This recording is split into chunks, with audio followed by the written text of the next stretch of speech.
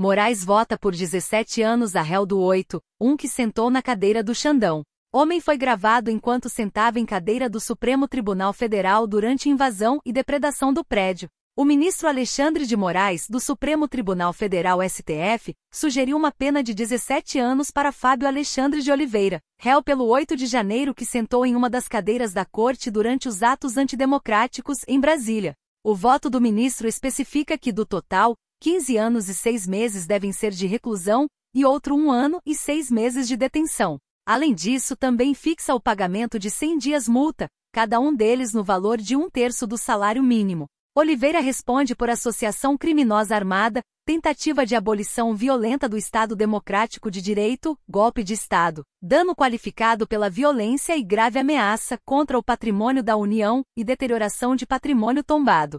O julgamento do processo ocorre no plenário virtual da primeira turma, quando não há debate entre os ministros. Até o momento, apenas Moraes votou.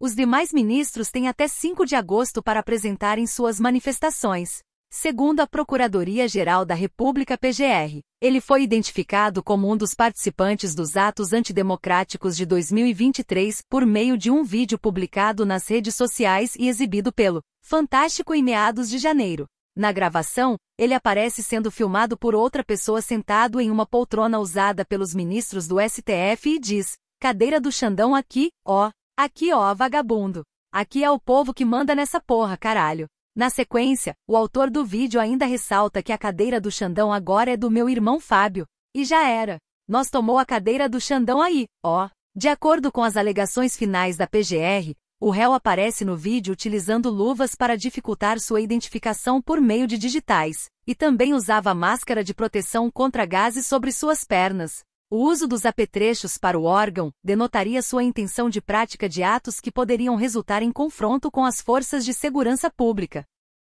As falas e atitudes do réu denotam, portanto, o caráter violento e premeditado de suas ações, afirma a PGR. Segundo Moraes, o interrogatório do réu revelou contradições entre suas declarações e os elementos de prova coletados, especialmente quanto à postura de espontaneidade e ausência de dolo por ele alegada. Apesar de afirmar que não ingressou em prédios públicos e que o vídeo teria sido feito para lembrança, admitiu estar ciente da situação de confronto, relatando que chegou à Praça dos Três Poderes por volta das 17h e que já havia agitação no local, inclusive com disparos de bombas e movimentação intensa de policiais, afirmou o ministro. Segundo a PGR, Fábio ainda aparece em outro vídeo identificado pelos investigadores do caso que mostrava o réu subindo a rampa do Congresso Nacional. Na ocasião, narra a PGR, ele e um terceiro não identificado conversam sobre toma ou não toma essa porra. Dados extraídos do celular do réu incluídos no processo também mostram, segundo a Procuradoria, o engajamento de Fábio em bloqueios rodoviários em novembro de 2022 após o resultado da eleição presidencial daquele ano, vencida por Lula-PT, bem como em manifestações que questionavam a lisura das urnas eletrônicas e a legitimidade do governo eleito. Para o ministro ficou comprovado, tanto pela investigação da Polícia Federal quanto pelas provas documentais e audiovisuais dos autos, que Oliveira participou ativamente das manifestações antidemocráticas que antecederam os eventos de 8 de janeiro de 2023, aderindo desde então ao intento golpista. Defesa. Fábio foi ouvido durante o processo, e afirmou que tinha uma oficina e foi convidado por alguns clientes a frequentar o QG do Exército localizado na região onde reside. Disse que em 6 de janeiro foi igualmente convidado para conhecer Brasília e participar de uma manifestação pacífica. Segundo ele, chegou na capital em 7 de janeiro de ônibus, onde se hospedou no acampamento em frente ao QG, de onde partiu, no dia seguinte em 8 de janeiro, para a Esplanada. Afirmou ter chegado na Praça dos Três Poderes por volta das 17 horas, onde já existia uma dinâmica de confronto e agitação. Negou, no entanto, ter adentrado em prédio público, tendo permanecido do lado de fora, próximo ao STF. Em relação ao vídeo da cadeira, disse que a mobília estava jogada para o lado de fora do prédio e foi convidado por uma das pessoas que estava com ele a fazer um vídeo para guardar de lembrança. Ele disse ainda que teria sido enganado, uma vez que o vídeo era para ter sido guardado e não divulgado em rede social. O vídeo, ao qual se faz referência, mostra o réu sentado em uma cadeira na parte extrema do Supremo Tribunal Federal, sem qualquer outra evidência que sugira a prática de ato ilícito por parte dele. A simples presença do acusado no local, mesmo que proferindo palavras que a princípio poderiam ser consideradas ofensivas à honra do ministro relator Alexandre de Moraes, não há comprovação de que o acusado tenha tido comportamento ilícito ou indicativo de crime, não podendo ser considerada prova suficiente para sustentar um decreto condenatório, afirmou a defesa em alegações finais. Nesse sentido, alega que as referidas imagens não revelam qualquer ação do réu no sentido de ter invadido o local ou cometido outro ato ilegal. Questionado sobre o uso de luvas e máscara de proteção contra gases, afirmou ter recebido esses equipamentos de pessoas desconhecidas ao chegar no local. Ele também negou ter participado de bloqueio rodoviário, mas, sim, de um evento do agro na rodovia da cidade. Pesquisa que foi divulgada, um levantamento divulgado hoje pelo Instituto Paraná Pesquisas, que fala sobre toda aquela crise, aquela vergonha do INSS. Eles questionaram os entrevistados de quem você acha, quem você acredita que é o principal culpado, responsável pelas fraudes nos benefícios. E aí, quem você acha? Que as pessoas responderam. Para 30,6%, o responsável é Lula. Pois é. A fraude, que vem por meio daquelas associações, os desvios com pessoas que são concursadas do INSS e tudo mais. E para a galera que vê de fora, é tipo assim, não importa. Responsável é quem é o presidente da República. Em seguida, aparecem os funcionários do INSS, com 25% das respostas. Outros 12% apontam a responsabilidade do ex-presidente Jair Bolsonaro, no esquema de desvios bilionários. Depois vem os sindicatos e associações. Olha que interessante, porque os sindicatos e as associações, por tudo que a gente vê de apuração, de investigação, eles são a figura central dos desvios. Mas na pesquisa aparece que os responsáveis, quanto a associações e sindicatos, aparecem apenas com 7% nas respostas. O Congresso Nacional como culpado tem 0,9%. A resposta todos eles juntos, tem 3%. Outras citações somam 1%. 19% dos entrevistados não souberam responder ou não opinaram. Quase todos os entrevistados da pesquisa afirmam ter tomado conhecimento das fraudes e desvios.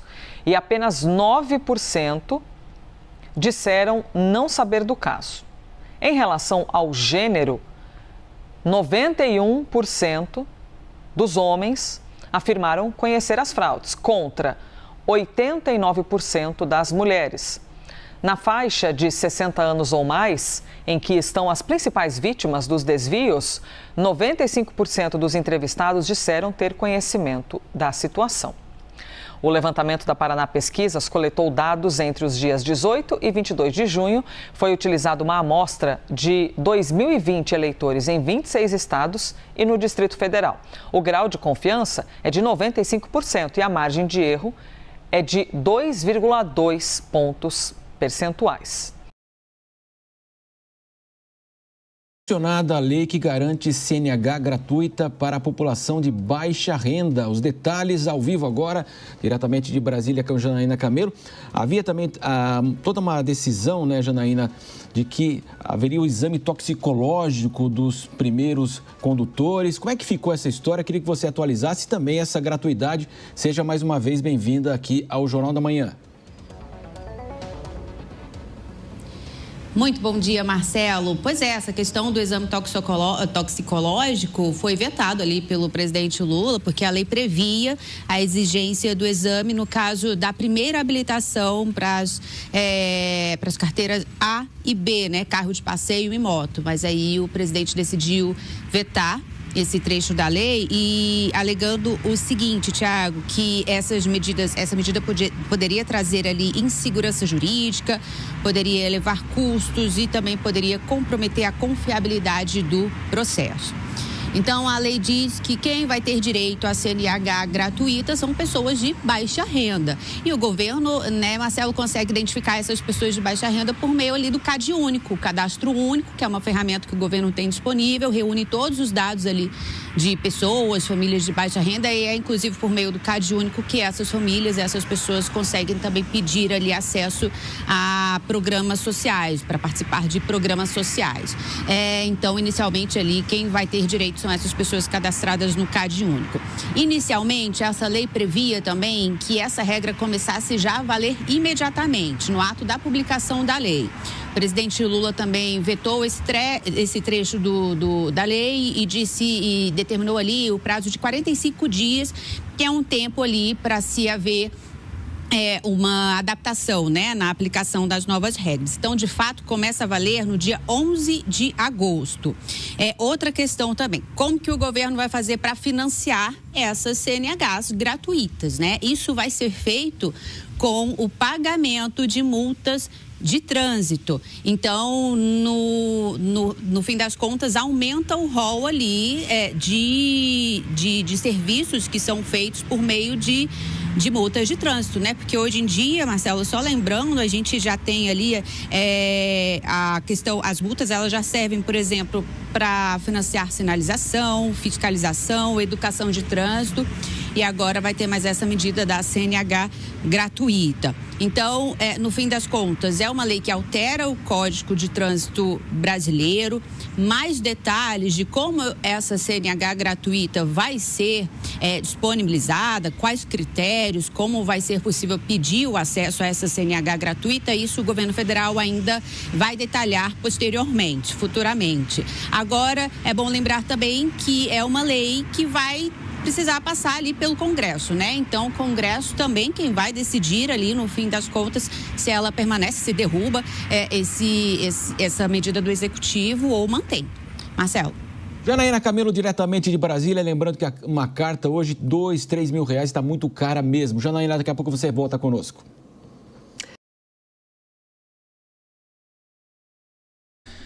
Escuta o que eu tô te falando, gente. Parece brincadeira, mas não é. Isso aqui vai superar o mensalão, o petrolão e todos os outros esquemas de corrupção que o PT fez com o nosso país. Eu preparei uma lista bem rápida, antes de te mostrar o novo escândalo, ou a nova fase do escândalo do roubo do PT, do roubo desse governo. Aqui é uma lista bem rápida, só para a gente fazer uma linha do tempo. Começou com a descoberta dos descontos ilegais criminosos para pegar dinheiro dos aposentados. Depois, descobrimos que estava também fazendo a mesma coisa com empréstimo consignado. E também com seguro-desemprego.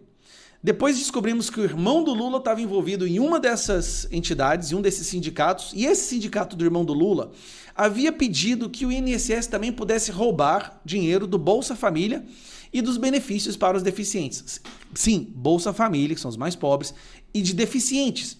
O PT, o irmão do Lula, esses sindicatos da esquerda quiseram roubar. Depois vai lá e o PT faz de tudo para impedir que fosse instaurada uma CPMI, ameaçando deputados, tentando comprar deputados para que eles tirassem as suas assinaturas, fizeram de tudo para impedir, não conseguiram. Descobriu-se depois que tinha escândalo também no INSS Vale Mais, um esquema que o PT criou no finalzinho do ano passado, junto com o PicPay, que é dos irmãos Batista, da JBS.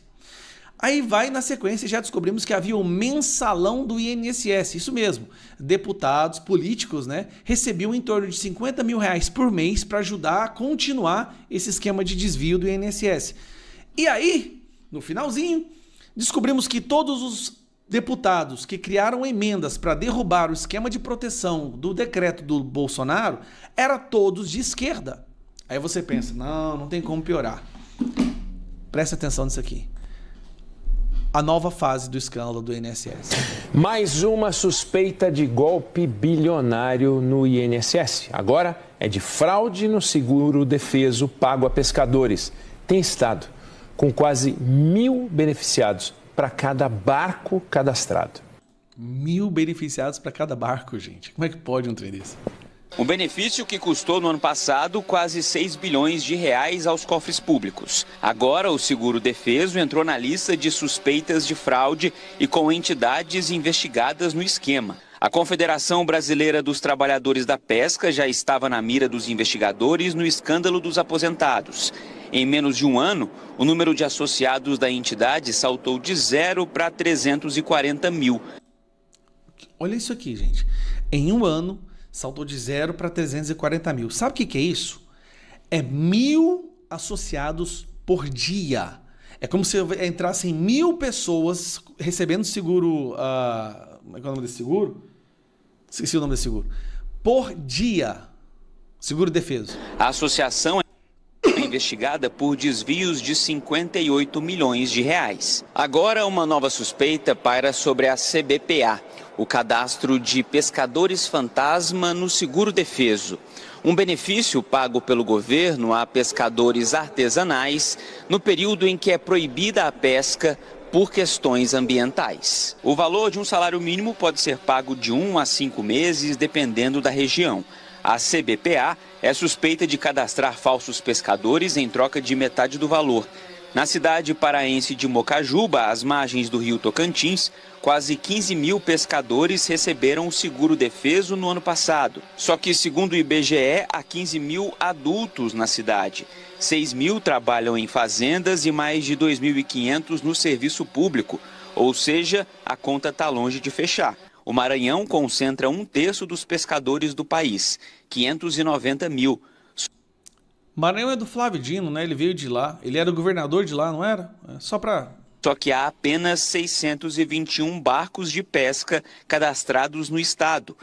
Presta atenção, gente. O estado inteiro tem 621 barcos. Lá tem 590 mil pessoas recebendo seguro-defesa, o seguro do pescador, naquele período que ele não pode pescar, pesca artesanal. Olha a loucura desse pessoal, gente. Eles roubam incontrolavelmente. Uma média de 1.000 pescadores por barco. A CBPA nega irregularidades. O Ministério da Pesca diz que colocou um sistema de biometria em prática nesta semana. Eles colocaram esta semana um sistema de biometria em prática. Nunca se roubou tanto quanto agora. Mas para pensar. O que eles achavam que iria acontecer quando se pega uma pessoa condenada pelo maior esquema de corrupção que o mundo já viu, tira ele da cadeia e coloca ele na presidência do país? É sério. Porque eles são tão iluminados e que eu não consigo entender o que eles achavam que iria acontecer, gente. O cara foi condenado pelo maior esquema de corrupção em valores que o mundo já viu. Tiraram ele da cadeia, descondenaram o cara, colocam ele na presidência e agora querem prender o cara que lutou contra isso tudo. Porque tudo é pela democracia. É impressionante. Os maiores males feitos hoje no mundo sempre vem seguido pela frase, pela democracia. Os ditadores diziam isso, tá? Pelo povo, pela democracia, pela república. Vamos matar, vamos prender, vamos roubar. Fico imaginando se tem momentos que o pessoal que descondenou o Lula, se em algum momento eles se encontram para um jantar ou para um almoço e falam assim, cara, o que a gente foi fazer, né? Onde que a gente estava com a cabeça? Será que eles têm essa humildade de reconhecer que eles jogaram o Brasil no buraco, no lixo, passa vergonha internacional? Não é à toa que hoje 58% da população desse país tem vergonha do STF. Aí é o curioso. Eu vou até gravar um vídeo sobre isso, tá? 60% das investigações hoje no STF são contra deputados de direita por suas opiniões e palavras. É como se não houvesse corrupção no Brasil. É como se tudo estivesse funcionando às mil maravilhas. O problema é esse povo, esses deputados que falam demais. Enquanto uma parte da grande mídia tenta abafar o regime de censura do Brasil, as atrocidades praticadas pelo Supremo, IOF, e mais do que IOF, a judicialização do IOF. Bom, ocorreu um sorteio no Supremo Tribunal Federal para decidir qual ministro seria o relator dessa ação que foi movida pelo PSOL na consequência de todo aquele imbróglio dentro do Congresso. O Congresso derrubou um decreto presidencial e aí veio o PSOL e falou, opa, vamos acionar o Supremo contra isso. E precisa haver um sorteio para ver quem vai ser o relator disso no Supremo. E caiu no colo de quem? O ministro Gilmar Mendes. Porém, minha gente, o ministro sugeriu que isso não ficasse com ele. Sugeriu que ficasse com Alexandre de Moraes essa função. E aí aparece o Pedro Moreira aqui para poder conversar com a gente sobre isso. Pedro, Primeiramente, meu amigo, bom dia, bem-vindo. Começamos já com um assuntinho daqueles, hein? E a grande dúvida é, por qual motivo o ministro Gilmar Mendes não quer ser o relator? Ele quer que essa batata quente fique no colo de outra pessoa. O que está acontecendo, Pedro? Oi, Elisa, bom dia para você, ótimo sábado para quem está com a gente, prazer estar nesse plantão com você nesse fim de semana, Elisa. Pois é, o ministro Gilmar Mendes, ele emitiu um despacho, né, e pediu ao presidente do Supremo, o ministro Luiz Roberto Barroso, para que encaminhe essa questão para o ministro Alexandre de Moraes, porque Alexandre de Moraes já é o relator de uma outra ação que foi movida pelo PL, pelo Partido Liberal, da oposição, contra os decretos do governo que haviam aumentado o IOF. Então, Alexandre de Moraes tem em mãos ações que contestavam os decretos que o Congresso derrubou. Então, para Gilmar Mendes, essa nova ação agora do PSOL, que contesta a derrubada dos decretos, também deveria ficar com o ministro Alexandre de Moraes. O PSOL entrou com essa ação que se chama uma medida cautelar no Supremo, contestando a derrubada dos decretos que aumentaram o IOF, 3 decretos presidenciais desde maio que alteraram a cobrança do imposto sobre operações financeiras, alegando que o Congresso extrapolou as prerrogativas, né, que fez ali uma prerrogativa de controle que o Congresso deveria ter, foi transformada em um mecanismo de ingerência político-legislativa indevida.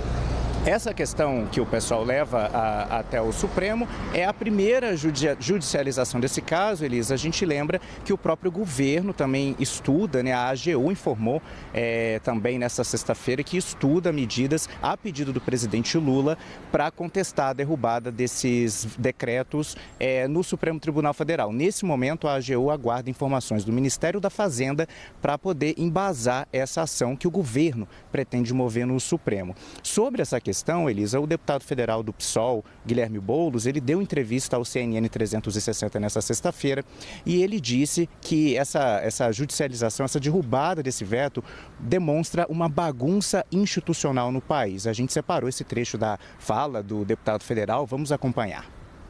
Nós estamos numa bagunça institucional no Brasil. Essa é a verdade. Né? O judiciário, às vezes, assume funções do legislativo, e o legislativo assume funções do executivo. Existe uma prerrogativa de alíquota de IOF para o executivo.